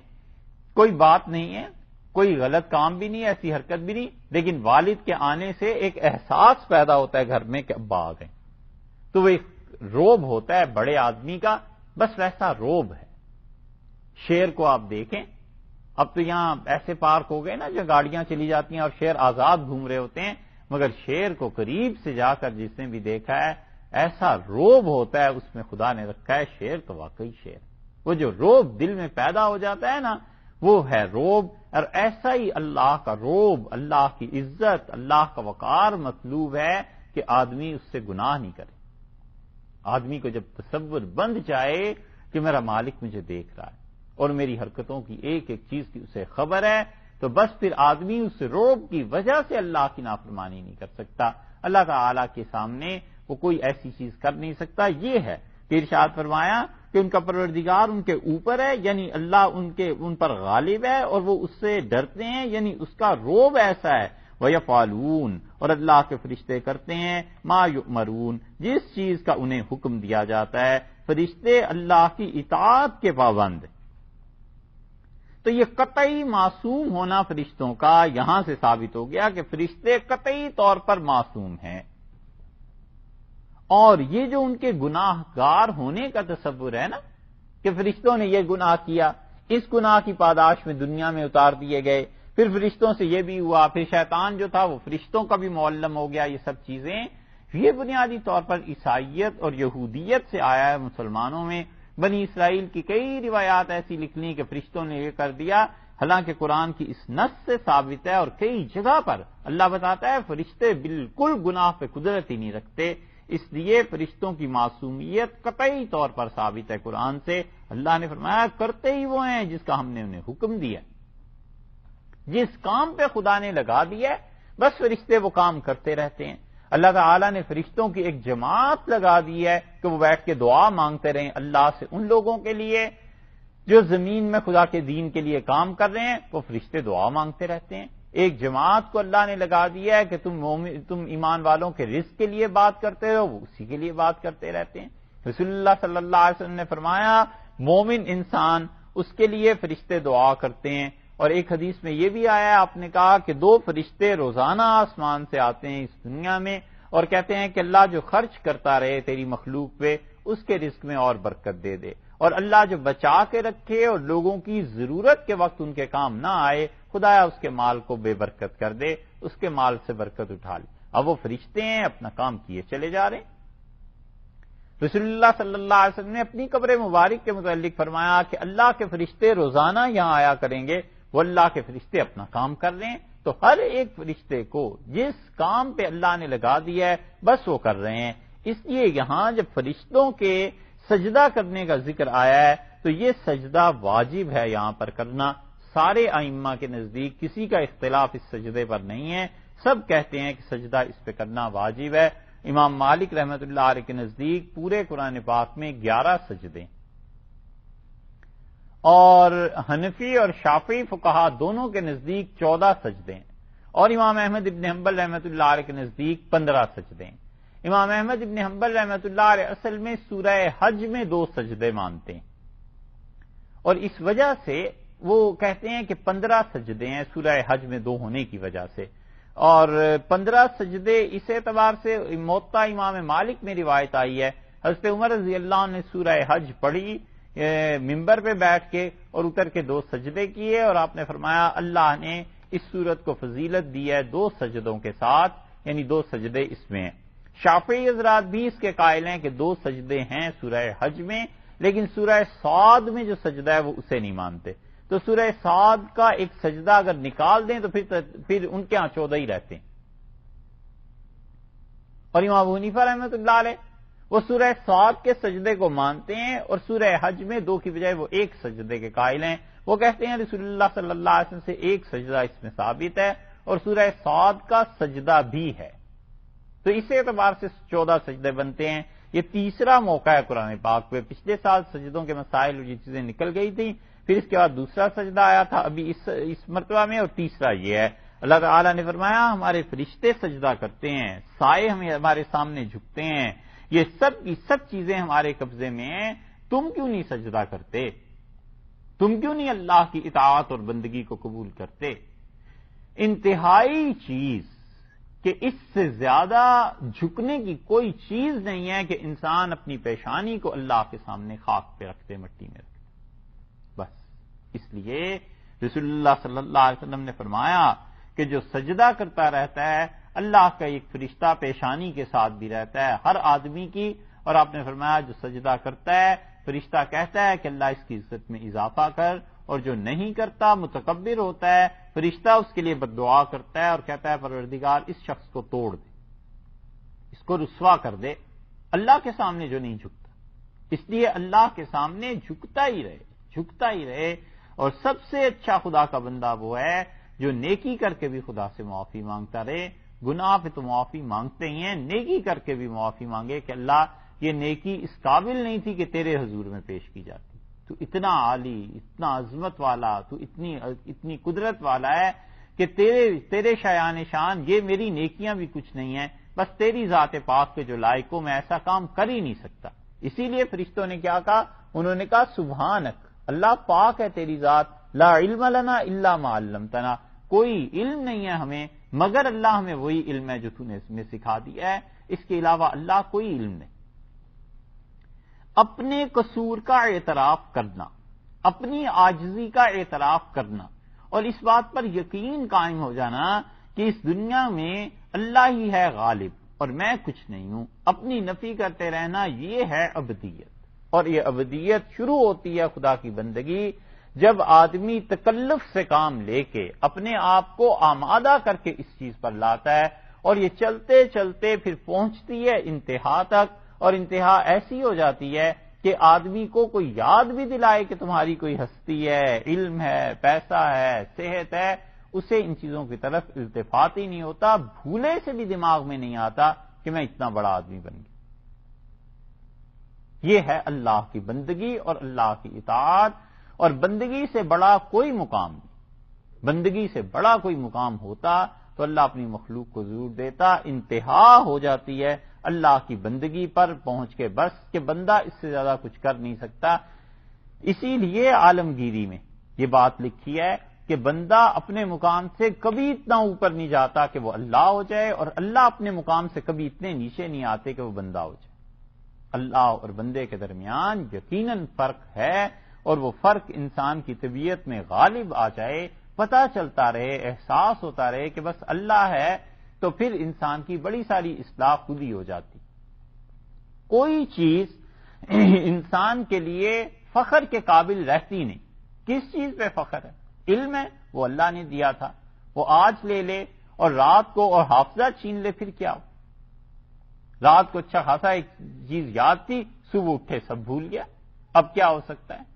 جوانی وہ کتنے دن چلتی ہے، پیسہ وہ کتنے دن چلتا ہے، اسی طرح رشتہ داریاں یہ کتنے دن، اور تعلقات، اور کچھ بھی نہ ہو صاحب، موت نے تو ان سب چیزوں کو ختم کر ہی دینا ہے۔ پتہ اس دن چلے گا جس نے اپنے مالک سے واسطہ پڑے گا، تو پھر تو وہ اللہ ہے اور بندہ ہے، سارے گھر والے چھوڑ آتے ہیں، سب لوٹ کے واپس آ جاتے ہیں، اس لیے پہلے ہی بندہ بن کے رہے قبل اس کے کہ اسے کوئی حساب لے، پہلے ہی حساب میں رہے۔ حضرت عمر رضی اللہ عنہ کہتے تھے کہ حاسبو قبل ان تو حاسبو، خود اپنا حساب کرتے رہنا قبل اس کے کہ تم سے کوئی اور حساب لینے لگ جائے۔ تو اس لیے اللہ نے اپنے سارے فرشتوں کے متعلق کہا، اللہ نے کہا میری مخلوق وہ رینگنے والے جو جانور ہیں، چھوٹے چھوٹے کیڑے مکوڑے، سانپ، کیچوے، یہ ارتھ فارم جنہیں کہتے ہیں، اس سے لے کے فرشتوں تک یہ سب میرے سامنے جھکتے ہیں، سب مجھ سے ہی مانگتے ہیں۔ دوسری جگہ سورہ رحمان میں فرمایا کہ یسألہ من فی السماوات والارض، اور اسی کے سامنے ہاتھ پھیلا دیتے ہیں تمام وہ جو آسمانوں میں ہیں اور تمام وہ جو زمینوں میں ہیں، کل یوم ہوا فی شان، اور ہر دن اللہ کی نئی آن ہے، ہر دن اسے نئے کام ہوتے ہیں، ہر کوئی ہاتھ پھیلاتا ہے اسی کے سامنے پھیلاتا ہے۔ اسی طرح یہاں پر فرما دیا ہے کہ سب کے سب میرے سامنے سجدہ کرتے ہیں، پھر تم کیوں ان حقائق کا انکار کرتے ہو، پھر تم کیسے نبوت کی راہ کو جھٹلاتے ہو؟ یہ بات ہو گئی۔ اس کے بعد پھر اس دعوے کی طرف آئے، وقال اللہ، اور اللہ نے کہا لا تتخذوا، لوگوں مت بنانا الہین خدا، اثنین دو خدا۔ اور اللہ تعالیٰ نے حکم دیا اور اس نے کہا لا تتخذوا الہین اثنین، اور لوگوں دو معبود مت بنانا۔ الہین پہلے کہہ دیا، دو خدا، جب یہ کہہ دیا تھا تو پھر اثنین کی کیا ضرورت پیش آئی؟ یہ کیوں لفظ نازل کیا؟ اس میں مفسرین کہتے ہیں کہ اس میں زور دینے کے لیے، جیسے کسی بچے کو سمجھاتے ہیں، کسی کو نصیحت کرتے ہیں تو کہتے ہیں کہ لے آؤ اتنی چیز لے آؤ، اور پھر اسے کہتے ہیں کہ سمجھ گئے اتنے عدد لانے ہیں۔ تو اللہ تعالیٰ نے فرما دیا کہ الہین دو خدا نہ بنانا، اثنین اور دو خدا ہرگز نہ بنانا تم، انما بلا شک و شبہ ہوا الہ واحد، اللہ ہی کی ذات ہے جو اکیلی خدا، جو اکیلی ذات۔ اور اس آیت میں اللہ تعالیٰ نے رد فرما دیا ثنویت کا۔ ثنویت کا مطلب یہ ہے کہ دو خداؤں کو ماننا یا قائل ہونا۔ جہاں یہ وحی نازل ہو رہی تھی مکہ مکرمہ میں، انہی کے ہمسائے ایران میں یہ سب دو خداؤں کے قائل تھے۔ یہ اہرمن اور یزداں جو اردو شاعری میں آتا ہے نا، یہ دو خدا ہی تو تھے۔ ایک خدا نور اور خیر کا خدا یزداں، اور اہرمن وہ شر کا، ظلمتوں کا، اندھیروں کا خدا۔ تو وہ دو خداؤں کی پرستش ہوتی تھی۔ یہ اپنے آپ کو منسوب کرتے تھے زردشت کی طرف، اور اب بھی زردشتی پائے جاتے ہیں، جنہیں آپ اپنے ہمارے یہاں پاکستان میں انہیں پارسی کہتے ہیں۔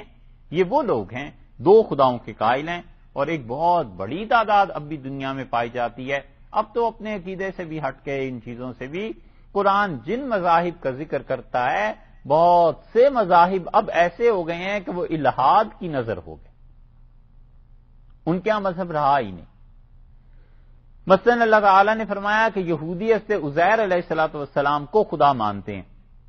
اس پہ جساس رازی رحمت اللہ علیہ 4 صدی کے مفسر ہیں، وہ کہتے ہیں اب ہمارے یہاں ایسا کوئی فرقہ رہا ہی نہیں، اب سب یہودی ایسے ختم ہو گئے ہیں، ان کے قبیلے ہی ختم ہو گئے، اور وہ مختلف قبائل میں چلے گئے ہیں، انہوں نے اور عقیدے اپنا لیے۔ تو قرآن نے جو ذکر کیا حضرت عزیر علیہ الصلوۃ والسلام کو خدا مانتے تھے، تو بات تو تھی اس وقت، لیکن بعد میں لوگوں نے اس چیز کو چھوڑ ہی دیا۔ اسی طرح یہ دو خداؤں میں پہلے اس وقت بھی قائل تھے، اب بھی بہت سے قائل ہیں، لیکن ایسی بھی ایک شاخ ہے جو ایک خدا کو مانتی۔ سکھ مت تھا، پہلے ایک ہی خدا کے قائل تھے، اس توحید کے قائل تھے، اور اسی لیے گرنتھ کو آپ دیکھیں وہ شروع ہی اس سے ہوتی ہے کہ اللہ ایک ہے اور خدا ایک ہے، عبادت کے جس کی جائے۔ اور جو لوگ گرنتھ پہ عمل کرتے ہیں، سکھوں میں زیادہ پڑھے لکھے ہیں، وہ باقی گرو مانتے ہی نہیں۔ وہ کہتے ہیں گرو ایک ہی تھا اور گرو نانک تھے، باقی گرو کا ہی وہ قائل نہیں۔ اس لیے کہ شرک بعد میں آ گیا نا، جب ہندوؤں کے ساتھ زیادہ ان کے سیاسی وجہ سے وجوہات سے تعلقات بنے اور مختلف وجوہ اور بھی تھی، تو وہاں پر شرک آ گیا، وگرنہ وہاں بھی توحید تھی، خدا کو ایک مانتے تھے۔ سکھ بھی ابتدائی دور میں اور رسالت کو نہیں مانتے تھے۔ تو مذاہب آہستہ آہستہ تبدیل ہوتے بھی جا رہے ہیں، اور بہت سے الہاد کی نظر بھی ہو گئے، یعنی اس کے ماننے والے ملحد ہو گئے ہیں، وہ کسی مذہب کے تابع رہے ہی نہیں۔ تو اس لیے اللہ تعالیٰ نے جو فرمایا ہے کہ دو خدا مت ماننا، اس وقت بھی دو خداؤں کے ماننے والے تھے، اگرچہ اب کم ہو گئے۔ اور دو خداؤں کو ماننا عقلاً بھی ثابت نہیں۔ ایک خدا کہتا ہے کہ میں یہ کام کروں گا، دوسرا کہتا ہے میں یہ کام کروں گا، دونوں ایک وقت میں ایک چیز کو کہتا ہے اسے حرکت دینی ہے، دوسرا کہتا ہے اسے ساکن رکھنا ہے، ایک کو کہتا ہے عذاب دو، دوسرا کہتا ہے ثواب دو۔ اس کائنات میں ایسی خدائی چل کیسے سکتی ہے؟ اس لیے فرمایا کہ انما ہوا الہ واحد، لوگو اللہ ایک ہی۔ جتنی کثرتیں ہیں یہ سب جا کر ایک وحدت پہ مل جاتی، کتنے ہی نیچے افسر ہیں، اوپر جا کے ایک بن جاتا ہے۔ کسی بھی انتظام کو لے لیں، یہ ساری کثرتیں اوپر جا کر ایک وحدت میں تبدیل ہو جاتی ہیں۔ یہ منسٹر ہے، یہ منسٹر ہے، اس کے یہ سیکٹریز ہیں، اوپر چلتے جائیں پرائم منسٹر پہ پہنچ کے سارے ایک ہو جاتے ہیں۔ کثرتیں وحدت میں مل جاتی ہیں اور وحدت سے نظام چلتا ہے۔ حق تعالی شانہ کے ہاں بھی ایسے ہی ہے کہ اس نے اپنی مخلوق کو لگایا ہے اپنے کاموں پہ، اور سب سے بہتر رتبہ اس نے اپنے پیغمبروں کا علیہ الصلوۃ والسلام رکھا کہ وہ اس کے میسج کو لے کے دنیا تک آئے، لوگوں کو سمجھایا ہے، لوگوں کو بتایا ہے کہ یہ کام کرنا ہے، یہ کام نہیں کرنا۔ اس لیے اللہ تعالی نے فرمایا ہے کہ دیکھو ہم ایک ہی، نبوت اور اللہ دونوں کے درمیان کوئی دور دور کی بھی نبی علیہ الصلوۃ والسلام میں اور خدا میں آپس کا کوئی ایسا تعلق نہیں ہے کہ وہ اللہ تعالی علیہ باللہ کوئی اسی قسم کی مخلوق ہے اور نبوت کو کوئی اس نے دے دیا ہے۔ نبی علیہ الصلوۃ والسلام سب سے افضل اور اعلیٰ ہونے کے باوجود معبودیت میں کوئی حصہ نہیں کہ کوئی آدمی ان کی عبادت کرنے لگے، وہ بہرحال اللہ کے بندے ہوتے ہیں۔ اسی لیے صحابہ کرام رضی اللہ عنہ میں رسول اللہ صلی اللہ علیہ وسلم نے پہلی بات جو سکھائی تھی وہ اللہ کی وحدانیت تھی، اللہ کی توحید تھی، اور یہ اتنا بڑا اثاثہ، اتنا بڑا سرمایہ ہے کہ دنیا میں اب بھی جو لوگ مذہب کے بارے میں انٹرسٹ رکھتے ہیں، آپ انہیں بتائیے کہ ہم ایک ہی خدا کو مانتے ہیں، وہ کہتے ہیں کئی غیر مسلم بھی کہ یہ تمہاری بڑی خوبی کی بات ہے کہ خدا کے ساتھ تم شرک نہیں کرتے، اللہ ایک ہی۔ بات تو آگے چلتی ہے جہاں سے خدا کی صفات شروع ہوتی ہیں، اللہ کی صفت علم میں دوسروں کو شریک مانتے ہیں، اللہ کی صفت قدرت میں دوسروں کو شریک مانتے ہیں کہ اللہ کو بھی علم ہے ہماری مشکلات کا، فلاں کو بھی علم ہو جاتا ہے، اللہ بھی قادر ہے، فلاں بھی قادر ہے، والعیاذ باللہ۔ یہاں سے پہنچ کے مسئلہ بگڑتا ہے۔ اس لیے اللہ نے فرمایا جب تمہارا خدا ایک ہی ہے فَإِيَّايَ فَارْهَبُونِ، سو لوگو ایایا فقط مجھ سے ہی فرحبون ڈرنا، فقط میرا ہی خوف رہنا چاہیے، فقط مجھ سے ہی ڈرتے رہو۔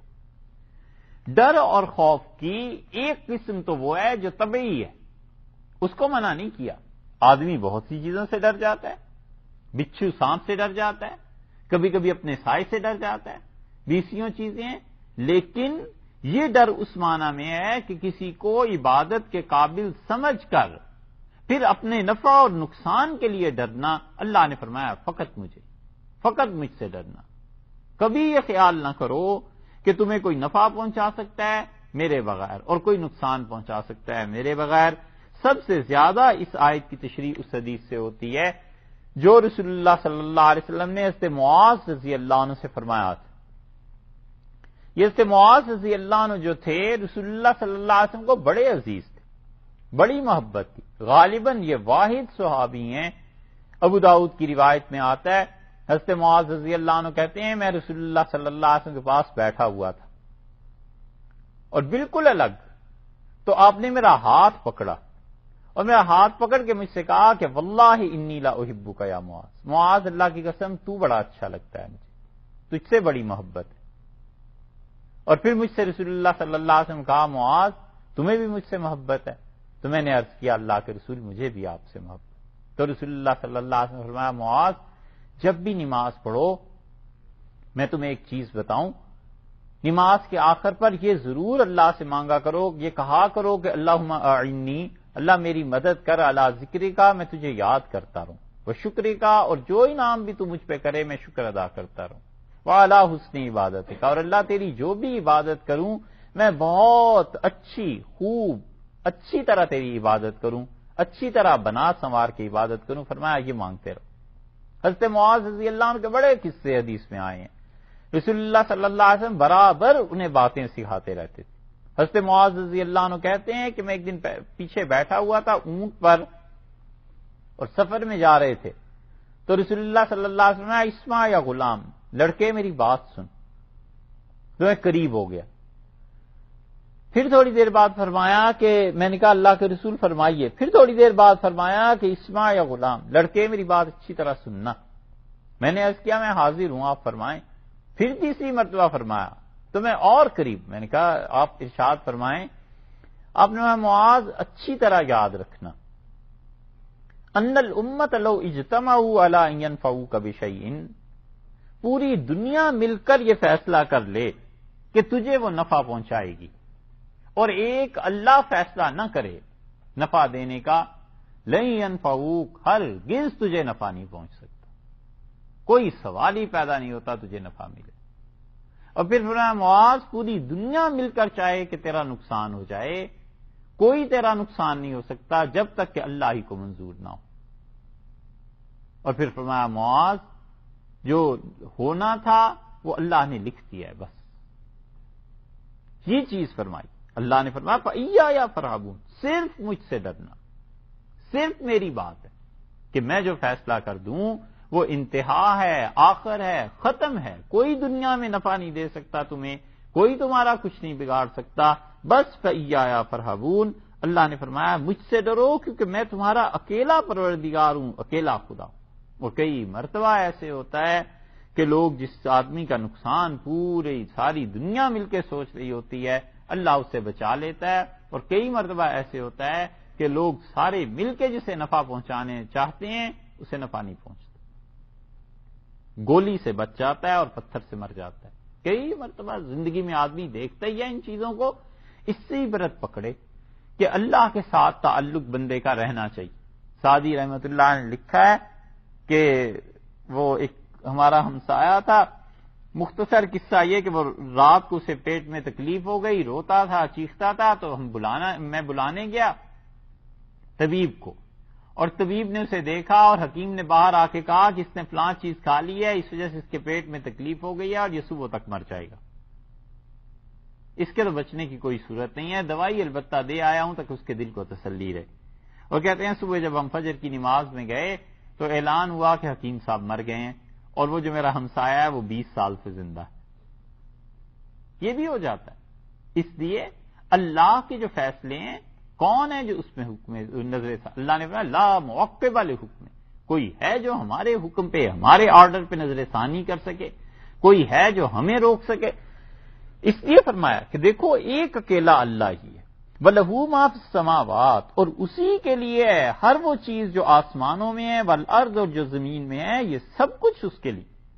یہ آسمان جو ہم دیکھتے ہیں یہ سیدھے سادے آسمان نہیں ہیں، ان کے اوپر اللہ کی پوری مخلوق آباد ہے، اور کیا کیا روحوں کا ایک مرکز ہے، کیا کیا چیزیں ہیں۔ رسول اللہ صلی اللہ علیہ وسلم جب معراج میں گئے تھے تو انہوں نے جو چیزیں دیکھی تھیں، اس کے فوراً بعد جو سورہ آ رہی ہے نا بنی اسرائیل، اس کی پہلی آیت میں ان چیزوں کا ذکر آتا ہے، وہاں پہنچ کے انشاءاللہ بات کریں گے۔ اس آسمان میں دمبے بھی ہیں، اس آسمان میں بکرے بھی ہیں، اس آسمان میں اونٹ بھی ہیں، اس آسمان میں ایسے دریا ہیں کہ رسول اللہ صلی اللہ علیہ وسلم میں نے وہاں دریاؤں کو دیکھا اور وہاں 4 دریا وہاں سے بہ رہے تھے، نکل رہے تھے، بہت کچھ اس آسمان میں۔ اسی لیے خدا بار بار کہتا ہے کہ آسمانوں میں جو مخلوق ہے وہ بھی ہماری ہے، جو زمین میں ہے یہ بھی ہماری ہے۔ تو فرمایا لہو ما فی السماوات والارض، اور لوگوں ہر چیز آسمانوں کی ہماری، زمین کی ہماری، وَلَهُ الدین، اور اللہ ہی کے لیے ہے انصاف، واسبہ ہمیشہ۔ واسب 3 معنی میں استعمال ہوتا ہے، اس لیے مفسرین یہاں پر 3 ترجمے اس کے کر دیتے ہیں۔ وَلَهُ الدین واسبہ، اور اللہ ہی کے لیے انصاف ہے ہمیشہ، یعنی اللہ تعالی ہمیشہ عدل انصاف اسی کے ہاں ہے۔ وَلَهُ الدین واسبہ، اور اللہ ہی کے لیے خالصتاً، صرف اس کے ہاں عدل ہے۔ عدل سے دوسرا ترجمہ کرتے ہیں۔ اور تیسری چیز وَلَهُ الدین واسبہ، اور اللہ کے ہاں ہے جزا، جزا ہمیشہ اللہ کے ہاں ہے۔ کوئی بھی ترجمہ کر لیں، دین کا پہلے تو ترجمہ انصاف سے کچھ لوگوں نے کیا ہے، اور کچھ نے کہا ہے اسلام، دین، زندگی گزارنے کا طریقہ۔ اگر زندگی گزارنے کا طریقہ سمجھ لیں تو وَلَهُ الدین واسبہ، اور اللہ کے ہاں ہمیشہ زندگی گزارنا لوگوں کا ایک ہی طریقہ رہا ہے، یعنی اللہ کی اطاعت، اللہ کی بندگی، اس کے مطابق زندگی گزارو۔ وَلَهُ الدین واسبہ، لوگوں صرف اور صرف اللہ کے لیے زندگی گزارو، یعنی اپنے اعمال میں اخلاص کو پیدا کرو، اور یہ بہت بڑی چیز ہے کہ ایک آدمی کی زندگی اللہ ہی کے لیے گزرے۔ وہی کام کرنے ہیں جو ساری دنیا میں ہوتے ہیں، کوئی آدمی اپنے کاموں کو چھوڑتا تھوڑا ہی ہے، مگر دین اسے کہتا ہے کہ تم اپنی زندگی میں اور ایک کافر کی زندگی میں فرق رکھو۔ ایک آدمی جاتا ہے، مثلا وہ انجینئر ہے اور مکان بناتا ہے، ڈیزائن بناتا ہے، نقشہ، اور ان چیزوں کو دیکھتا ہے، اور اس کے ذہن میں یہ ہے کہ مجھے اس میں قبلے کی رعایت کرنی ہے، واش رومز یہاں بنانے ہیں، مجھے دیکھنا ہے یہاں قبلہ کی ڈائریکشن کیسے پڑتی ہے، اللہ نے اس چیز کو منع کیا ہے۔ یہ مومن اور کافر میں فرق ہو گیا نا۔ کافر کو کوئی پرواہ نہیں ہے، اس لیے کہ اس کے لیے ڈائریکشن ساری برابر ہیں۔ مومن انسان اللہ کی رعایت کرتا ہے۔ اب یہ کہنے کو اس نے کسی سے کچھ نہیں کہا، لیکن یہ اس کی نیکی اللہ کے ہاں لکھی گئی، کیونکہ اس نے ادب کیا، اللہ کا احترام کیا۔ پیسے مہینے کے آخر پہ ملتے ہیں، ایک کافر کو بھی سیلری ملتی ہے، مومن کو بھی۔ مومن اپنے گھر میں پیسے لاتا ہے، اس کی جیب میں پیسے آتے ہیں، خوش ہوتا ہے، اور کبھی کبھی بے اختیار اللہ کا شکر ادا کرتا ہے کہ اللہ تیرا احسان ہے، مالک تو نے کرم کیا، یہ پیسے ملے، اسے اس مد میں خرچ کروں گا، یہ کروں گا۔ کافر کے لیے کوئی ایسی معاملہ ہی نہیں، وہ کہتا ہے اس پیسے سے یہ چیز خریدنی ہے، یہ چیز خریدنی ہے، اس کے ذہن میں 10 چیزیں خدا کی نافرمانی کی آتی ہیں۔ اور مومن آدمی کے ذہن میں جب یہ آتا ہے تو وہ کہتا ہے پیسہ بڑی محنت سے کمایا ہوا ہے، خدا کی نافرمانی میں کیسے خرچ کرتا۔ یہ فرق پڑ جاتا ہے، کام ایک ہی ہے لیکن فرق پڑتا ہے نیتوں سے، اور فرق پڑتا ہے انسان کی فکر سے، سوچ سے، اور آدمی جو کچھ سوچتا ہے بس وہی، جو کچھ اس کے دماغ میں آتا ہے بس اپنی شخصیت کو وہ ویسے بناتا ہے۔ تو اعمال سے پہلے فکر کی تطہیر ہے، فکر کی پاکیزگی ہے کہ مجھے کیا کرنا ہے، کیا نکاح ہے، شادی ہے، ساری دنیا میں کرتے ہیں، مومن کیا اور کافر کیا۔ رسول اللہ صلی اللہ علیہ وسلم نے فرمایا جس نے نکاح اس نیت سے کیا کہ وہ اپنے دین کو بچا لے اور گناہ میں نہ پڑے، اللہ تعالیٰ محض اس نکاح کی وجہ سے قیامت کے دن اس کو فرشتوں سے کہیں گے کہ اس کے سر پہ عزت کا ایک تاج رکھو، اس نے اپنے دین کی حفاظت کے لیے نکاح کیا تھا۔ اب وہی کافر بھی ہے اور مومن بھی ہے، لیکن ایک اس کی نیت نے کہاں سے کہاں فرق ڈال دی۔ یہ چیزیں متعدد چیزیں ایسی ہیں، اس لیے جتنے بھی مباح کام ہیں،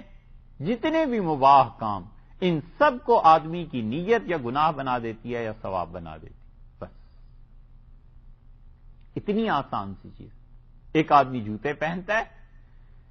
اور جوتے اس اعتبار سے پہنتا ہے کہ رسول اللہ صلی اللہ علیہ وسلم نے فرمایا، جوتوں کا حکم دیا تھا پہننے کا، اور آپ نے کہا مستقل ہدایات دی، آپ نے فرمایا ایک جوتا پہن کے مت چلا کرو۔ ایک آدمی کو دیکھا وہ چل رہا تھا اور گھسٹ گھسٹ کے یعنی زمین پہ اس کے پاؤں کی آواز آ رہی تھی، جوتے کی گھسیٹ رہا تھا اپنی چپل کو، آپ نے کہا پورا پاؤں اٹھایا کرو، منع کر دیا اس سے۔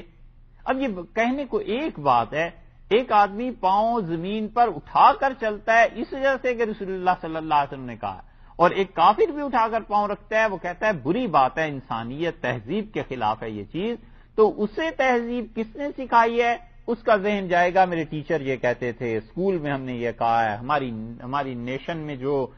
ٹریڈیشنز چل رہی ہیں یہ چیز، اور دوسرے آدمی کی سوچ میں یہ آ جاتا ہے، بس یہ فرق ہوگی، اسے اتباع سنت کا ثواب مل جائے گا، اس کے کوئی گناہ بھی نہیں ہے، کوئی ثواب بھی نہیں ہے، بس ٹھیک ہے ایک اچھا کام اس نے کیا۔ یہ چیزیں ہیں جو فرق ڈال دیتی ہیں ایک مومن کی فکر میں اور ایک کافر کی فکر میں۔ ایک آدمی کھانا کھاتا ہے، وہ کہتا ہے اس لیے کہ اللہ نے حق رکھا ہے، اس لیے کھانا کھانا ضروری ہے کہ اگر طاقت نہیں رہے گی تو میں کل جاب کہاں سے کروں گا، پیسے کہاں سے آئیں گے، حلال کا رزق کیسے کمانا ہے، یہ سب چیزیں ضروری ہیں۔ یہ اس کی نیت اور ایک کافر کی نیت دونوں کو فرق کر دے گی۔ یہ اس لیے کرتا ہے کہ حلال اور حرام کی تمیز ہے، اور وہ اس لیے کھاتا ہے کہ یہ کھانا بہت لذیذ ہے، بہت اچھا ہے۔ مومن آدمی کھانا کھاتا ہے، کہتا ہے بہت لذیذ ہے، اللہ کا شکر ہے اللہ نے یہ کھلایا۔ یہی فرق پڑتے چلے جاتے ہیں، اور اللہ کے ہاں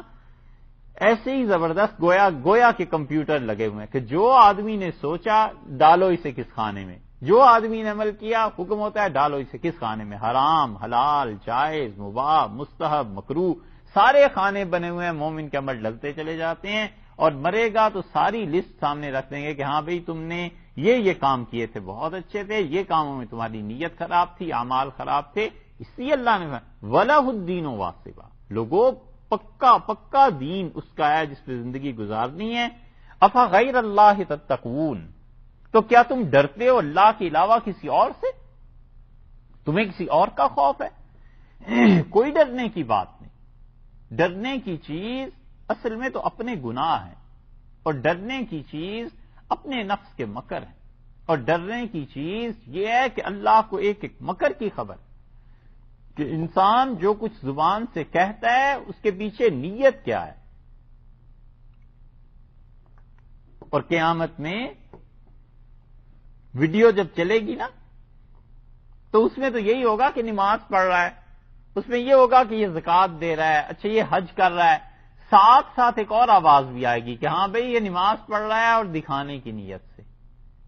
یہ نماز پڑھ رہا ہے فلاں آدمی کو خوش کرنے کے لیے، یہ اس سال دیکھ لیا تم نے حج کر رہا ہے، یہ حج کرنے نہیں آیا تھا، اصل میں تو اس کی نیت یہ تھی، یہ قرآن پاک، یہ علم، یہ اس علم کی نیت یہ تھی کہ لوگوں کو بے وقوف بنائے اور لوگوں سے مال کمائے۔ یہ جو پیچھے سے آوازیں نیت کی آنا شروع ہوں گی نا، پھر پتا چلے گا کہ کتنے اعمال اللہ کے لیے تھے اور کتنے اعمال میری ذاتی خواہشات کے تھے، اپنا نفس اس میں شامل تھا۔ اس لیے اللہ نے فرمایا اللہ کے علاوہ کسی سے ڈر کیسا، خدا کے لیے کام کرو، خدا کے لیے محنت کرو، وہ تمہیں اس کی جزا دے گا۔